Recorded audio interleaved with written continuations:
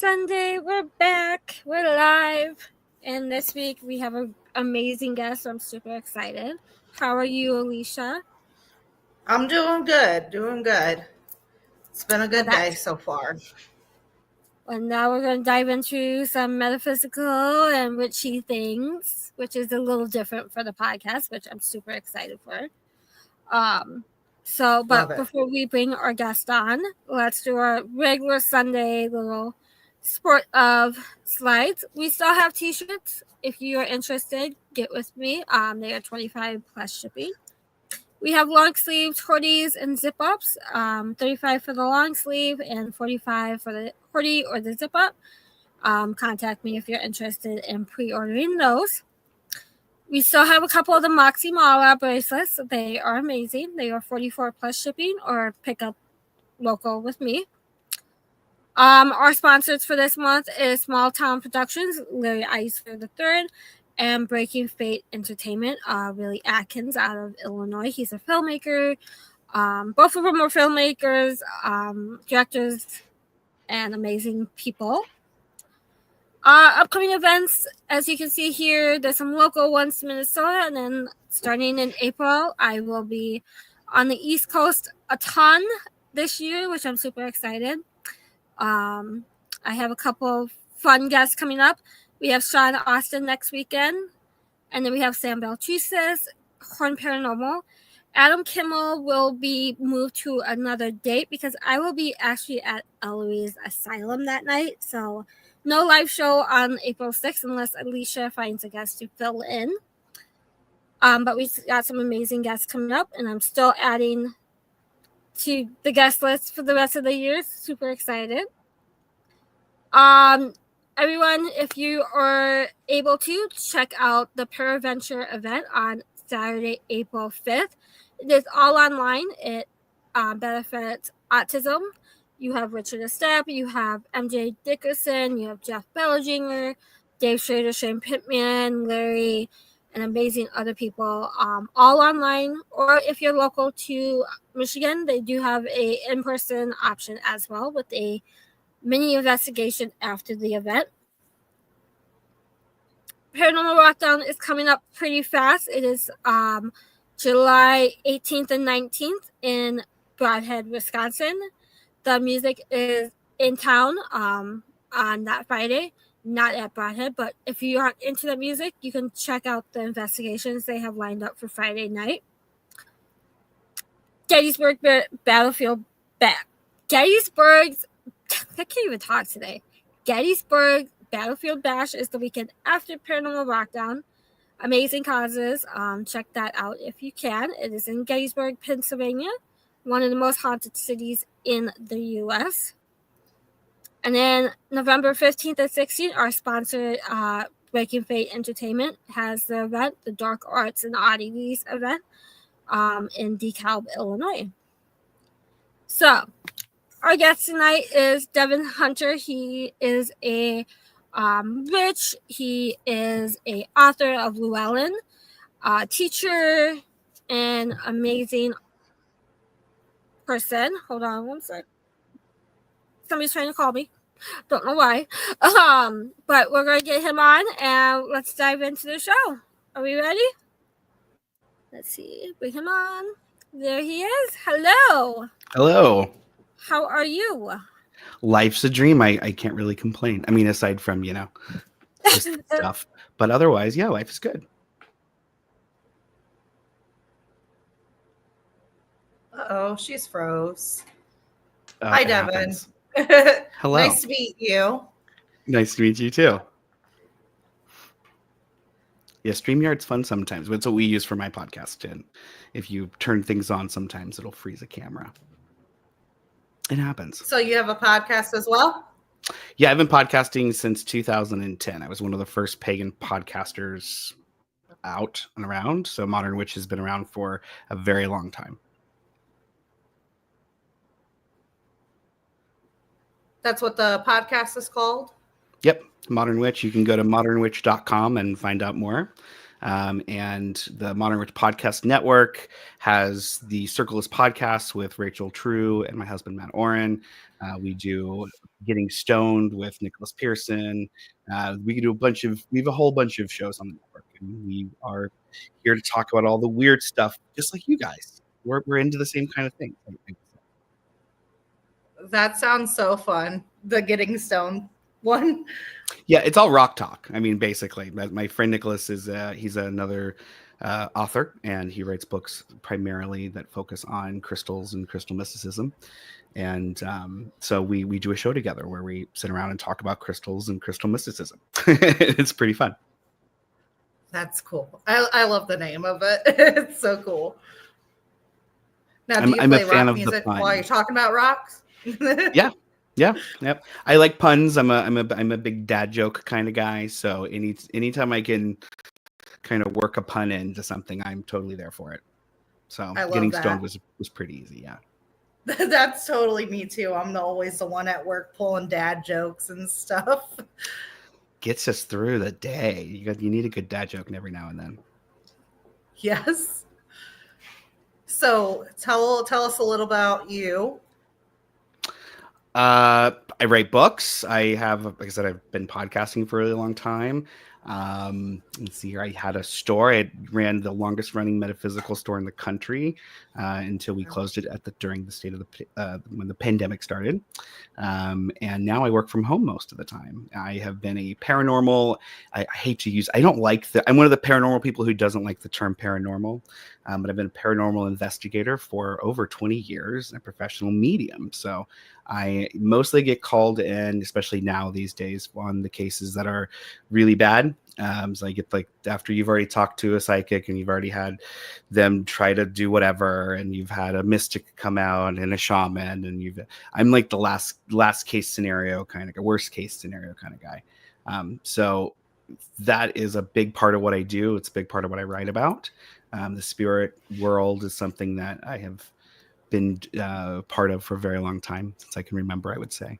So yeah, I would yeah, I've been around. I've been doing stuff for quite a long time. That is a long time. 20 years. I'm getting old. It's starting to happen. You do not look growing. old. Oh, well, No. thank you. Put that feather in my cap. But yeah, no, it's been my life. Yeah. I mean, I'm almost 40 years old, and I had my first experiences when I was really little. Like, some of my first memories are tromping around within the spirit world. So, I can't say that I remember a time in my life where I wasn't plugged into this, whatever we want to call it. Okay. Jenny's back. Well, Jenny's back. I'm back. My internet crashed on me. I'm like, wait, what just happened? And it just automatically just crashed on me. So I'm like, oh, spirits are playing a joke on me tonight, I guess. It happens. It happens. So, you said you're a paranormal investigator. You're an author, a teacher. When did you find out that you had the gifts? When did you have your first communication? Yeah. So I'm a medium. And I've always been a medium. I was born this way. And I didn't know it wasn't normal until I was old enough to talk to other people and ask, and questions of things that I was experiencing. And then very quickly realized that I was the only one that could see the things, or I could talk to the things, or would have the messages come through. And that was, when I was 3 years old. There's a video of me talking to the wall and having full on conversations with what I referred to as angels at the time, because that's the language I had. And that's when we knew. I mean, Devin's a little different. But I was really lucky that my parents they embraced it. They didn't tell me to shut up about it. They asked me questions about it. I think part of it was, and I write about this in my new book, Bad Vibes. It's coming out next month. But I was lucky in that they wanted to make sure that I wasn't having a mental breakdown or some sort of other experience that was happening. But also B, that if I were having an experience, and I needed help, I could go to them and they could provide it for me, which was a big thing. So my father was a pagan, my mother was a Methodist born again Christian type, and they were very open to me having those discussions with them. So I was really lucky. And then it was, I don't know, I think I was 12 years old when I went out and initiated myself into the witch's craft in a field in the middle of summer, you know, at midnight under a full moon. Did that whole thing, and I haven't looked back. I mean, it's just kind of, you know, I follow whatever the spirits that I work with are kind of, you know, pushing me towards. I try to listen to that and use my discernment, obviously, as much as possible. But yeah, I do not remember a time when I didn't have a spirit in my ear. I feel that 100%. I am very psychic, medium, empath, so I can definitely get that when you're just going on with your daily life and you always have that spirit in your ear being like, want to talk or want to communicate and pass on like info to someone else. You have to learn like how to kind of tune it out at one point so you can keep doing your normal everyday things. External ex-wolf pack paranormal. Hello. So for people who are watching who might like feel like they everyone has a gift, right? But trying to figure out how to develop their gift, what is one piece of advice that you have for them? Well, that's really vague, right? So I think the notion that everybody's gifted is true in the way that we all have instincts. Yep. And that sometimes those instincts cross over nicely with what we often refer to as psychic or spiritual gifts. So I think those things are all very connected, and those are often good pathways towards some of the deeper, trippier experiences that people can have. But as far as how we, you know, thing is, we're all different, right? And that's the way that I teach, the way that I work with people, is in embracing the fact that we're all different and there is no one size fits all. I think trying to fit into a one size fit all model actually kind of ruined me for a little bit when I was a young person. I didn't have teachers who understood what a medium really was, because they themselves weren't mediums. So they were trying to explain things in a way that was just really regressive for me in the end. And it wasn't until I found a good teacher that actually, no, you're a medium. Why are you talking to this person, right? That everything started to work out, and I could ask the right questions, and I had somebody who understood the questions I was trying to ask. So I think the biggest thing is know thyself, like really like know who you are, know what you want, and then find a path forward from there. And sometimes that's going to involve a teacher, sometimes that's not, and that's okay too. There's plenty of books out there, not just by me, but you know, absolutely, by awesome people.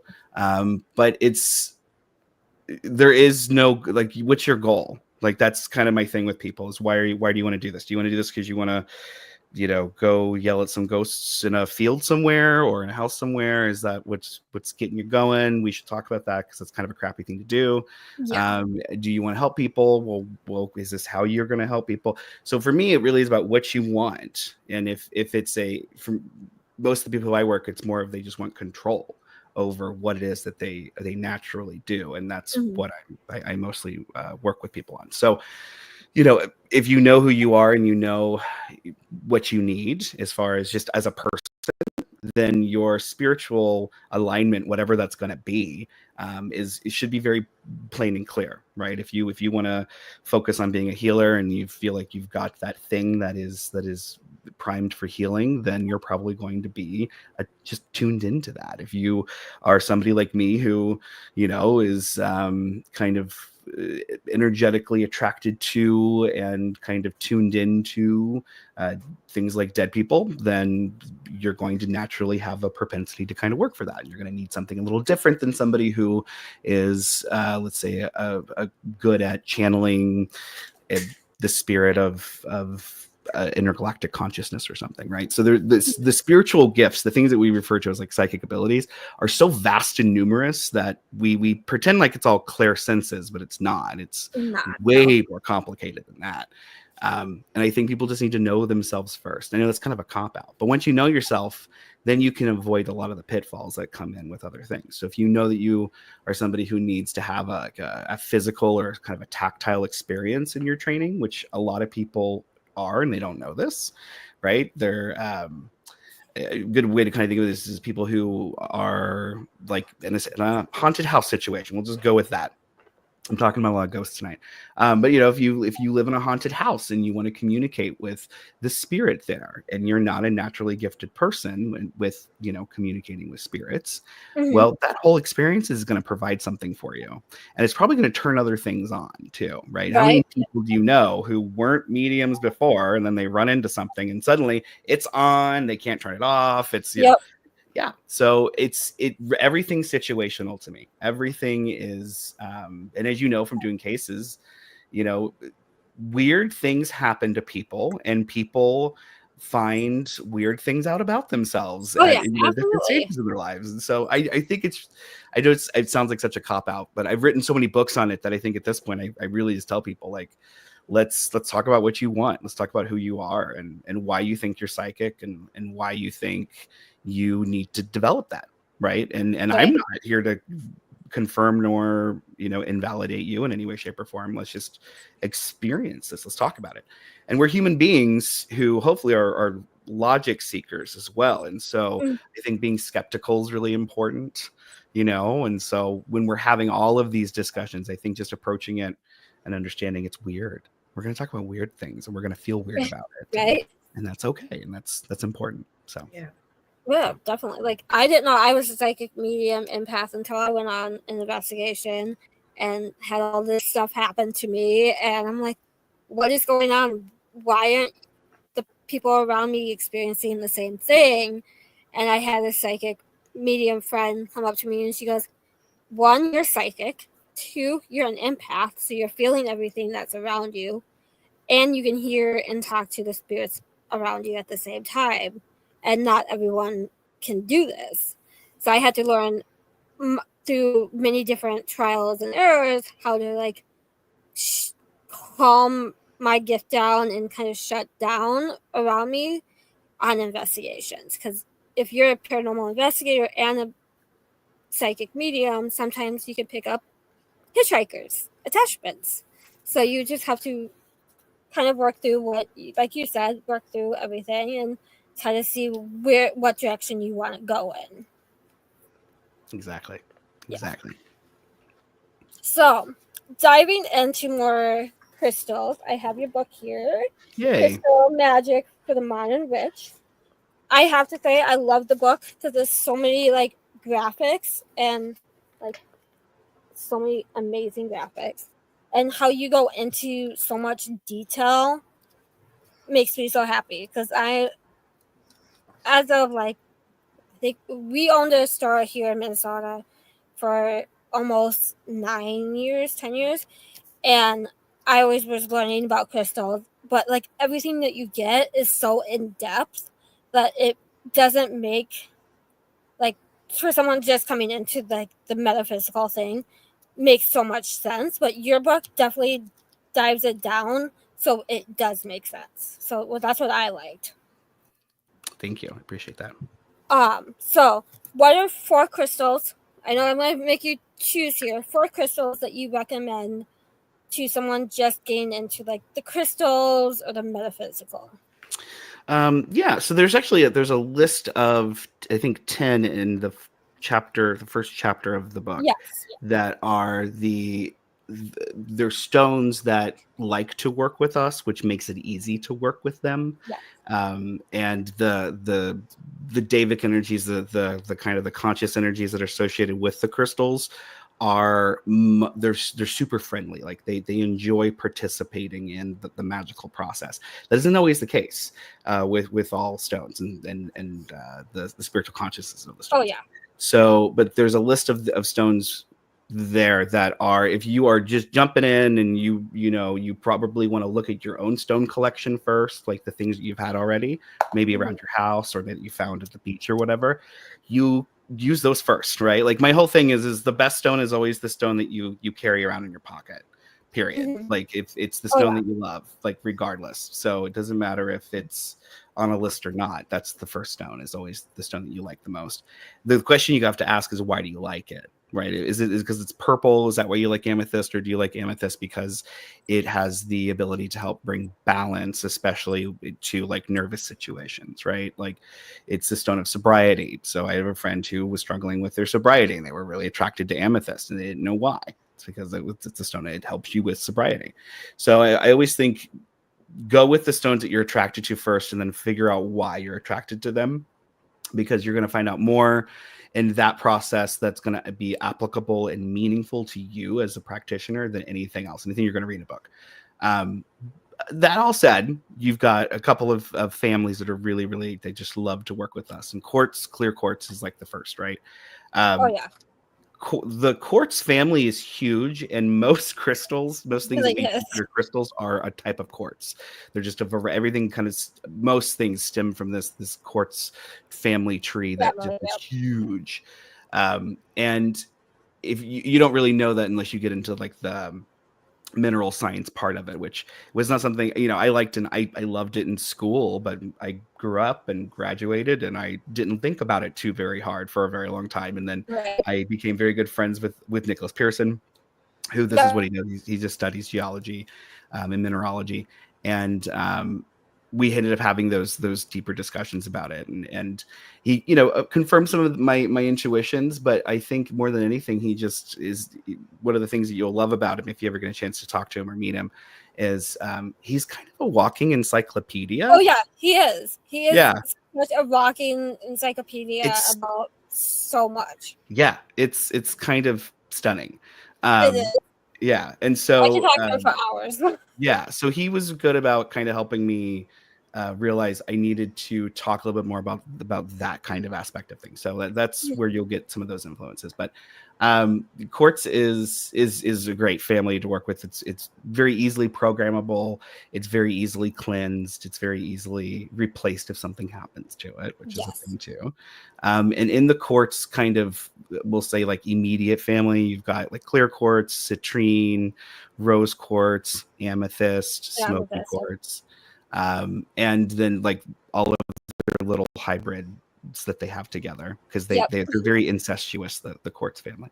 And so you have all these little offshoots of that, and those are great to work with. So I mean, if you just want to get started and you want something that you are sure is going to have some sort of response to you, and maybe you don't want to go spend a bunch of money, then I would say check them out. I would say check out the quartz family for sure. Yeah, definitely. The quartz family is amazing.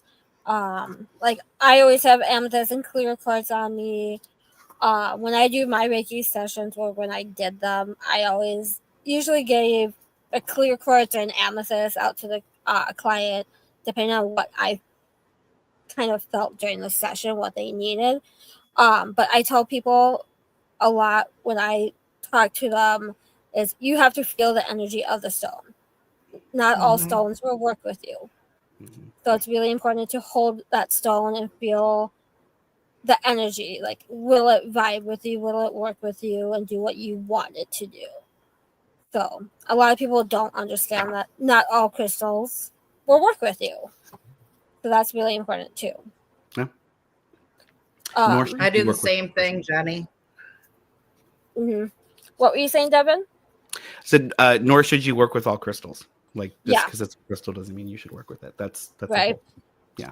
Like with me, moldavite, I can't hold it. It's like it's too powerful, and the energy is just so out there. I can't even hold moldavite. My hands just shake, and like I get so much heat from it. So not all stones you want to work with. Don't want to work with all the stones. I had another question. So you have a new book coming out, Bad Vibes. Mm-hmm. What can you tell us about that book? It's a long time coming to get Bad Vibes to come out. So my first series that I wrote was called the Witch Power series, and it's my those were I wrote those books at a time in my life when I was really wanting to kind of, oh yeah, you're on it. Look at these. Yep. I wrote these books at a time in my life when I was really exploring what it meant to just be a witch, what it meant to be somebody who was following kind of a traditional-ish kind of path, but that was mediumship focused. So this entire book series is really amping people up to be psychic witches, sort of, basically. My husband wrote a book called Psychic Witch, so it's perfect. But our work goes hand in hand very well. But that's the premise of these 3 books. Although Matt takes it in a very different direction, and I think together it's really beautiful. But this is a series that's really about your soul development, and it's really about you as a magical practitioner or a psychic, and how you relate to some of the really deep occult things that we tend to talk about. And so each book goes further and further and further. When we get to the picture books, I was really tired of talking about deep occult things. I was really just exhausted. I wrote these books really quickly in kind of succession after one another, and by the end of it, I was just like, my bandwidth was fried. You were tapped out. Yeah, and with the Witch's Book of Spirits, I actually channeled 33 spirits that and created an entire magical system around them, and then wrote it all out. And somebody like took and started a religion off of it that I have no control over, but like that's it. So the spirits, they're real, they're palpable spirits. It's tangible things. So it was very heavy work writing that series and getting through it. And so I wanted something that was a little lighter afterwards, and so I moved on to the picture books, which were the things that I wanted to write originally. Like when Llewellyn and I first started talking, that was the idea, was I wanted these picture books. And so they said, no, you need to basically prove that you can sell some books before we go do this. Right. These expensive books, which are what the picture books ended up being. And so I did that. And so I wrote that series, was able to make the salespeople happy. And so I was given permission to embark on this journey with these picture books. And the picture books are, I wanted a pictorial reference guide for modern occultism, basically. And so the first one is it's all about spells and recipes and how to concoct all the things and put them together. And it all came out of, I was a professional psychic for years, and I had a shop, for many, many years. And so these were all things that I did with clients, and all things that I would, had developed over the years, and that work, put it in the book. Great. Right. And then the crystals came out, and we sold a lot of crystals at my shop, and I happen to have been collecting crystals since I was a teenager. So it just seemed like a natural progression to do it. And then the Pit book came out, and it was kind of the same thing. And so I wrote 3 really serious occult books, and then I found myself writing kind of 3 more spell books, or more kind of just more metaphysically witchy books, I would say. Witchy books, yeah. And which was great, and I love them, and I'm very happy with them. But after that, I was like, okay, now what? Right? Like I'd done and I had always wanted to go back to the work of me being a professional psychic, because that's what I do. That's what I love to do. I love I love our strange paranormal world and our community. We have such a cool community, and we do. One of the things that I keep getting called in to do are work with these like really last ditch effort kind of cases where like people are really being afflicted by something. And I love that work. And I love, when I was younger, I was cocky about it, and it was, oh yeah, I'll wrestle. And now it's that's totally not what it's about anymore. Right. Because, okay, did that, been there, done that. What really matters is that you're helping multiple people, multiple situations. You're helping, right? Like that's what matters. And so, and when people are scared and you can help them face that fear or take care of it, that's a fantastic thing. And so the Bad Vibes, which that's the new book that's coming out, is that I get to go really deep finally into the work that I did, that I do as a professional psychic medium.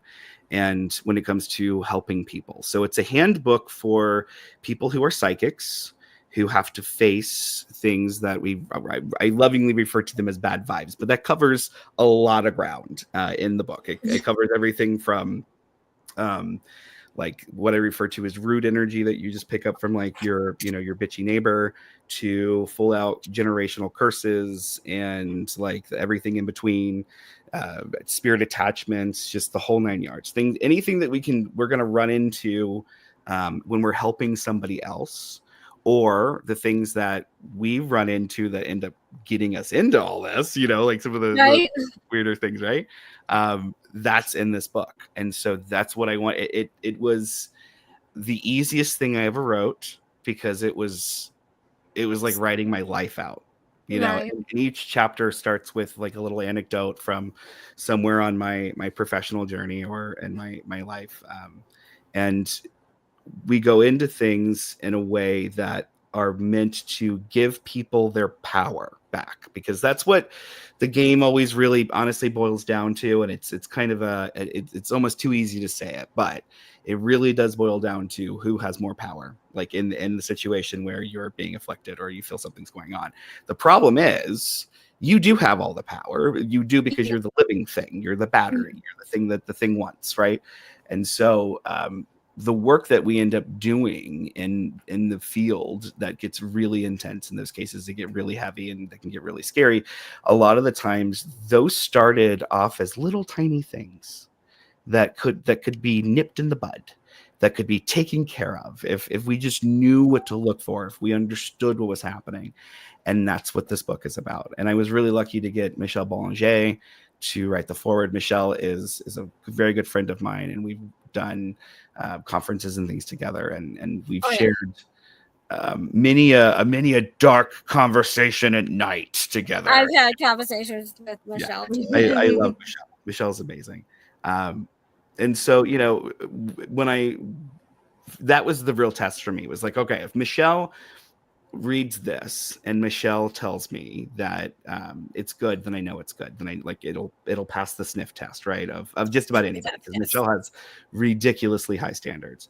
And Michelle liked it. Michelle liked it a whole lot. So I was really pleased, and I was like, okay, here we go, do it. Here we go. And yeah, it's it's stuff that I'd been wanting to write about for a long time, like a really long time. But my publisher wasn't holding me back. I don't want to make it sound like they were telling me I couldn't do it, but they were definitely saying, well, write about witchcraft because you can sell witchcraft books. We know that this will work for you, so do this. And for years I've been saying, but I want to write about this. Like I want to do this. So you want to branch out from that. Yeah. So I'm like, here's 6 gorgeous witchcraft books. Here you go. I wrote those for you. Now I want to write about this thing. And yeah, so now we're writing about this thing, and it's really exciting. I'm excited to get it. I have to order it because it sounds so amazing. And that's I wrote it for the paranormal community. I'm one of those people, I don't love the word paranormal, because we all know there's nothing para about it, right? Or everything's incredibly normal, right? But I've been involved in this community for ever, like since I could drive, and so for me it's like these are the stories of our people. These are the cases of our people. The cases of our people. Yeah, right? I loved writing about it. So it was an absolute pleasure to write this book, and I cannot wait for people like you to read it. I will definitely be going on Llewellyn and buying it as soon as it's on sale, which I probably can do now. I mean, you absolutely can order it now, and I recommend everybody go and do that. But for you, I'm sure I'm sure I could get Marcus to send you a copy. Ooh, thank you. Yeah, send you a copy. I will definitely have to get that. Have you ever been to like the big pagan pride PaganCon up here in Minnesota yet? I haven't gone to PaganCon, but I've done just about every other conference. Just about. I'll put it here and be like, get him here. No, I'll come if they invite me. Yeah, absolutely. Yeah, that's how I like, and he's been on times, and it was like out with Nicholas. Like he can go on and on about his topics, which I feel like that's the same with you. It's like we could just talk about crystal magic and the paranormal all the day. I can tell you, I am unfortunately that guy who you want to go on Jeopardy with. Like I know all of the useless information. Yeah. So we're on Jeopardy. I'll have to call you up and be like, come with me. Yep. Oh, going back to like crystals, I know when we opened our shop and had it open, a lot of people were asking, how do you like cleanse crystals? What is your favorite way of cleansing crystals? My favorite way to cleanse crystals is with sound. It is the most efficient way, in my opinion, to cleanse them because it resets them to their natural vibration. Yep. And the only thing and it's the easiest thing to do and it doesn't cost any money. And if you can produce like a steady tone in your voice, you can just do it with your own voice. That's how simple it is. But the idea is you create a sustained tone for at least 30 seconds, but it really should be, I mean, if you want to do it the way that all the experts say, you should do it for like 3 minutes, but you want to create a sustained tone. And you want to play that tone in front of your stone enough to where the vibration from that tone moves through the actual crystal. And what that'll do essentially is it'll push through anything that's there programmed or that it would have absorbed or would have picked up. And it just wipes it clean. That's it, because it just provides this alternate current for just long enough. And then it goes away. And so it's just enough to destabilize whatever may be stuck to it. And then you have this very sparkly, clean, natural vibration coming from your stone. I've definitely done like crystal sound healing with like the singing bowls, but never thought about using sound to cleanse crystals. That's an idea. Yeah. I haven't either. I use the full moon usually to do mine. Let's see. Lily asks, you can cleanse crystals with your voice. Wow, that's interesting. If you can produce a sustained tone, you can do it. People with like vibrato, I have a vibrato, so it's a little difficult for me, but yeah, I mean, you can do it. It's there. I mean, I'm not somebody who's going to like talk about indigenous practices, but we know there are cultures where they cleanse with sound and very effectively. Yeah. So. Michael says you can just scream at them. No, don't. That's Michael is one. He's a comedian at heart, so his comments always try to make. I just had a question in my head about crystals. Now I can't think of it. Yeah. It came in my head. It was on top of my tongue, and now it just went bye-bye. That just got me thrown off. You do Black Rose Witchcraft, and I saw on your website you do with that. Can you talk about that? Like, what is Black Rose Witchcraft, and how do you do reading that? Yeah, so Black Rose is an online school that we started so that we could basically discuss what I write about in my first 2 books and give it a little bit more context. And now we created this. It was myself, my partner Storm, and my partner Chaz at the time. And we're all writers, and we all write on the topics of the occult. And so we combined basically my first 2 books. We combined like basically the first 4 books that we collectively wrote, and we turned it into Black Rose Witchcraft. And it's a tradition that's for solitary practitioners. It's self-paced, it's self-taught. You can sign up for it and take it online. We have a really kick-ass community, a Discord server for the students and the alumni, and it's a pretty cool little thing. I'm not gonna lie. It's not like my serious religion kind of a thing. We don't quite do that. And the focus really is on, again, the individual having a meaningful experience that is unique to them. So but Black Rose is something that's actually pretty fun, and it's in this aesthetic that is very traditional kind of witchcraft, and I think a lot of people get that out of it, and they like that out of it a lot. And my partner Storm is really good at trance work, and so he did a lot of trance meditations and stuff like that go into it, and it's quite a cool program. I'll have to look at that. I saw it on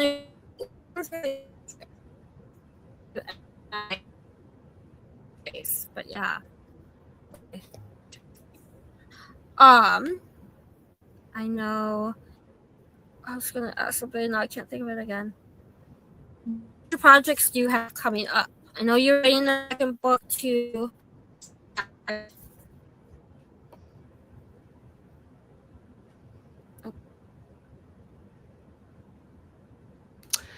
Yeah, so I have, which we can just talk about now. You're going to be the first show that I talked about this on.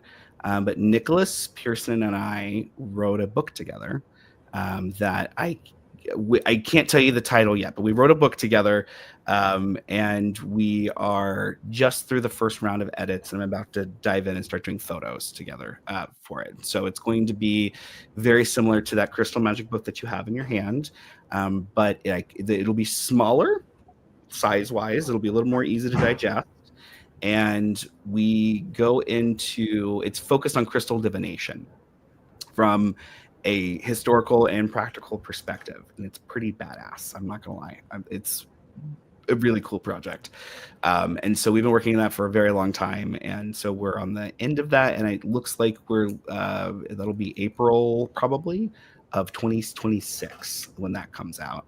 And then after that, I'm kind of floating around. I have other projects in the works, but I'm like a good artist, I'm keeping my mouth shut until it's time, but yeah, I probably, and this is through I laugh because I never thought of myself as a writer or an author until probably about a year ago, and I had this moment of holy crap, I write books, this is what I do now.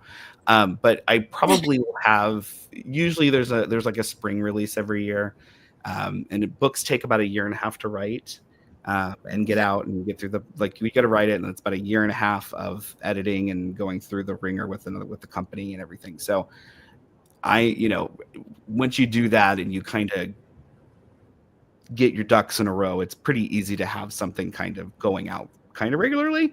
So that's where I'm at now. And so you'll probably have something for me out every year.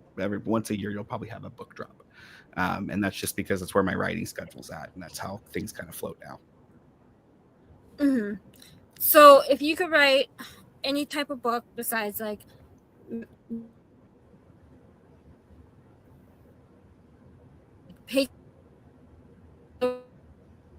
paranormal.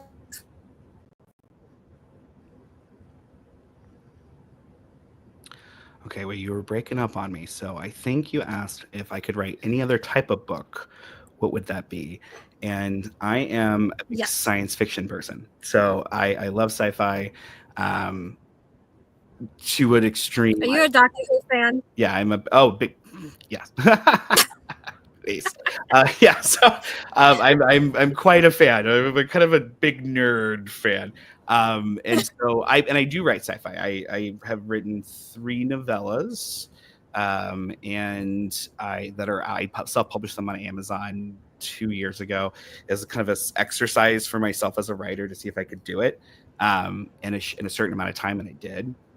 And so those are up, and and there's been well received by the people who've read them, but I wasn't really pushing them too much because it's my little side project. But I really love writing sci-fi, and so I know my life now involves me writing a novel, and I know my future life will continue that. I really enjoy science fiction, and there's also certain things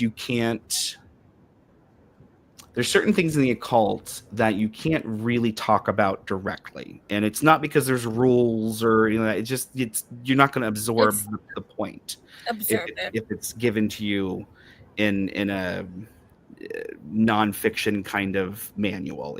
You're not going to get it. There's things it's like when you're told a story or you're reading a story and you're being led through this experience and you're visualizing everything in your head, and there's magic in that. And so for me, as somebody who's been teaching the occult for 20 years now. I feel so old, but for about 20 years now, I feel like there's just things I can never really convey in a nonfiction book about the occult, but I could write in a science fiction book, and I could explore that in a way that I could never explore it otherwise. And people who are occultists would totally read it and understand exactly what I was saying. But otherwise you would just think it's some weird storyline or something, So there's something fun about science fiction. My dad was always a big sci-fi person, and I think in my heart, I'm a spiritual humanist, so that's about as sci-fi as you can get almost as sci-fi as you can get when it comes to like religions. Like, yes, I'm a witch and all of those things, but my witchcraft is this very unique personal thing to me, and I love it. I love what I do, but I don't expect anybody to have the same relationship to the things that I have. I think that's silly, right? But each person's practice is personalized completely. We're like to them. It's fingerprints, yeah. So for me, my religion, when people ask what my religion is, I say I'm a spiritual humanist. And that's very sci-fi. That's a very sci-fi answer. It puts us at the center of everything. And it says we have to kind of treat each other treat our species like an organism. And if we can just do that, this is the oversimplification of humanism. But if we treated our entire species as though it were one organism, and we were to think of us like that, like all of humanity as a people versus all of these different disparate groups, right? We would totally look at the world a very different place. If religion wasn't responsible for sculpting the worldview, this is a key tenet in spiritual humanism, that religion has no business in the decision process. And so I can't use my religion to guide me in the process of making decisions about you or your body, for example. Like, could you imagine how just asinine that would be, right? Yeah. So, like my religion says I can't do that. So that's, a little different, but it puts humanity and what we're capable of and right in the forefront. And it says we are destined for beautiful, wonderful things if we just embrace it. And if we just start to treat each other, with the golden rule and all of those things. And it's, again, oversimplification, but it's really simple, actually. And so, for me, I can write about those, some really trippy, weird things that I'll never get to talk about otherwise. So science fiction is where it's at for me. I will always want to write more sci-fi. So what is your favorite season or favorite Doctor of Doctor Who? I'm not a Doctor Who fan. My husband is, so sometimes I have to watch it. So I would say it would have to be Tom Baker if we're talking the original. If not, I would say Matt Smith. Okay. Yeah, so he's a big David Tennant. I mean, how could you go wrong with David Tennant? You could never go wrong with David Tennant. I only know Doctor Who because the Alex Kingston played in one of my favorite shows, ER. That's how I know her of. So whenever she comes up on the episodes when he's playing it, I'm like, dude, it's the girl from ER. But he's a big Doctor Who fan. I'm like, I can't really get into it unless I go from the very beginning. And I don't even know how many doctors there are now of Doctor Who and stuff. So I'm like, that would be a while to take in and watch all those episodes. Well, and we know there's like hidden doctors. There's doctors that were around that we don't know about yet. So there's a whole thing. Yeah. Interesting. Yeah, even we don't know. Even we don't know. Yeah. So, where can people get your books? People find you? I know you have a podcast, The Modern Witch. How can they listen to that as well? You can just go to modernwitch.com and everything is there. My books, the links to the books are there. Although the new one quite actually isn't. I just checked. So I got to work on that. But you can go there. You can find my podcast there. You can find the podcasts I produce there. You can find the whole back catalog of classes. Like, it's all there. modernwitch.com. Awesome. Well, I hate that today. I have like questions that pop in my head and I can't remember them now. It's always how it goes. Yeah, totally. So one question I always ask someone who's who does the paranormal, what is one location that you could go to anywhere in the world, no matter money, no travel, where would you go? To do an investigation? Yeah. Well, see, where I want to go is totally off limits now because the people went and did very dumb things there and offended an entire culture. But I would want to go to the suicide forest in Japan, and I would, yes. So that's something I've always wanted to go dip into, even though I know that would be a whole. But I also know that was it the Paul brothers or something went and did. Yeah. So I don't think it'd be okay for me to ever go do that, but that is like that would be something I would yeah. And it isn't from the even doing an investigation standpoint in a normal investigation. It would be just to do with the walkthrough as a medium. And see what you can pick up. And yeah. I've always had a little bit of a fascination with that, even though I know it's terrible to say. I mean, people are going to throw tomatoes at me, but yeah. I've had people say Auschwitz and the other concentration camps. I'm like, don't know if I would really want to go and do an investigation there. That's just kind of pushing that limit a little too much. Like that history of those places, I couldn't do it. Well, I think it's also like, what do you want out of the experience? So like, I would want to go to the suicide forest because I would want to see if all of the things I've heard are true. Like about, because I know Japanese mediums who trained in the forest. And so like, I would want to know just like, from that perspective, I don't think I could ever write about it. I'd never want to, bring a camera in or anything like that. No, I would not. If I did Auschwitz, it would be a very different thing, right? Like I wouldn't go into it because I wanted to validate, psychic experiences. I think Auschwitz would just be this, like, even when I've done remote viewing in Auschwitz before and in classes, and it's just this pit of depression and bad things, and it's just there's things that are stuck there that'll never be gone, and just the history and what happened there. It doesn't sound like something I'd want to experience. No, I was like, my friend just went, I think sometime last year on a day tour there. I was like, I don't even think I could even walk close to that place. Just all knowing that history and the depression and the sadness and what happened there. I don't think my abilities could handle that. Like, I would be probably bent over in tears, crying. Like, I don't think I could do that.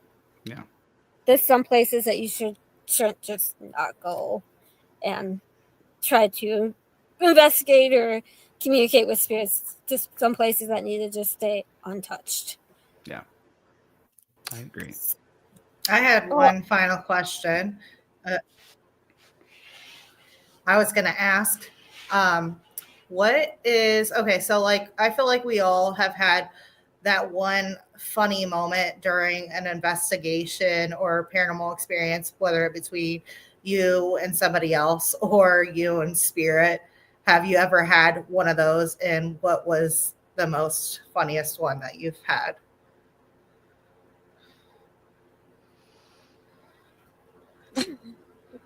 I'm like, I've had a couple, right? You have to think about that one. I went on an investigation with a friend of mine when I was like 20 years old, and we went to this schoolhouse that had part of it had burnt down, and it was off limits now. But it was this school that was like around in the 60s and the 70s, and then it burnt down at the last part of the 70s. And so you can still go in. The gymnasium was still like perfectly, like everything was. They could have like fixed it, and they just didn't. They just abandoned it for whatever reason. And yeah, and I remember going in, and there, there's everything you'd expect to find in a school, right? Like, there were some children kind of spirits that were there, but I don't, anyway. So it was one of those experiences, and so there were some things that definitely made like the hair on the back of your neck kind of stand up. But I remember walking through, and getting this, like hearing somebody say, and we even had like an EVP of it. We had like it was somebody say something about being gassy, but it was like a kind of a thing, like on the like on the recording, and we're like, what? And just as it's like, as long as I'm like, are they saying it's assy? Like what? And we're having this whole moment, and I'm playing it back, and I'm like, say it again, and I'm playing it back, and I'm saying it again. And I have this really intense, like, what's going on? Gas leak. That's what caused the fire, right? Go this whole thing, and I'm like, no, there's not. They're not saying gas leak. They're saying gassy, and then there was just a fart, and then that was it for the rest of the night. That was it for the rest of the night. There wasn't an activity, nothing. There wasn't a flip of a flower. There wasn't a whisper over my shoulder, nothing. It was just like this thing was totally fucking with us, and it was brilliant. And I thought, if I to this day, yeah. So that's probably the funniest like little thing that happened. And like we didn't get any like photos or nothing fun right out of it. It was just me being dumb. Say it again, and it was just Yeah. and then we heard a fart, and that was it. Oh, That's God. great. Amazing. Oh, But it's also I one of those love things it. where you're like, oh, we're not the first people who've come in here to do and investigate, right? Like we're clearly not the first people to come in here and do that. These spirits had been messed with many a times, and they were now messing back, and it was great. It was great. Yeah. They're like, okay, I'm done with these people. I'm just going to give them a fart and let them have the laugh. There's a fart goodbye. I was like, okay. So that's that's awesome. Like, yeah. Gain a ghost fart, that would have been awesome. Well, thank you so much for coming on. When you come out with your next couple books, we'll definitely get you back on to do more talks. But yeah, it's been fun talking with you. It was a pleasure. Thank you so much, Devin. Thanks for having me. Have a great night. Feel better. Fully. You too. Yeah, bye. Next weekend we have Sean Austin on. If you don't know, he was on 28 Days Haunted. He's a psychic medium, a paranormal investigator. He has a new app on Apple, which I'm sad he doesn't have it on Android yet because I want to play with it. Part of me is like, I want to go find an Apple, like an iPad or something, and download it, like, because it seems so really cool piece of tool to use. But next weekend is Sean, and then we have Sam Boas, who's author and a psychic medium. And then we have, I think it's Born Paranormal.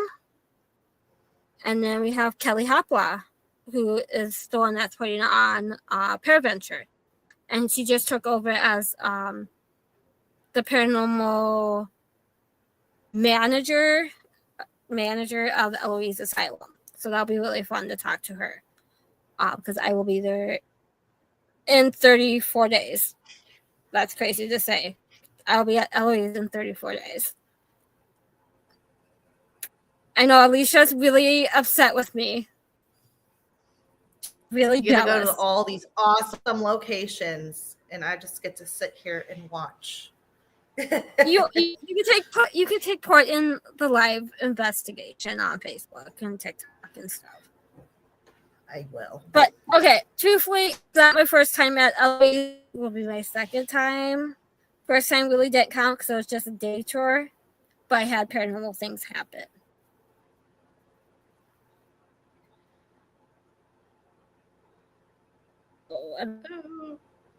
Freezing. Freezing. So come back Monday, and week. Have a great night. Good night, guys. Night. Stay spooky.